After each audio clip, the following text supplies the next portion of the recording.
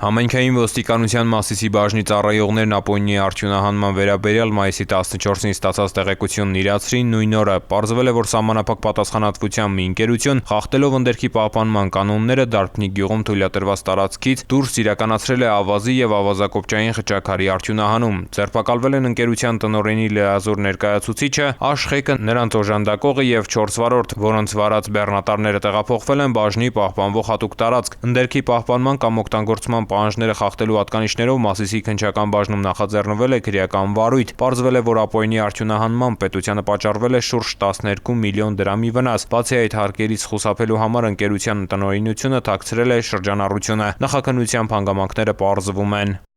Ծանուցում ենթադրյալ հանցանքի մեջ կասկածվողը կամ մեղադրվողը համարվում է անմեղ, քանի դեռ նրա մեղավորությունը ապացուցված չէ Հայաստանի Հանրապետության քրեական դատավարության օրենսգրքով սահմանված կարգով՝ դատարանի օրինական ուժի մեջ մտած դատավճռով։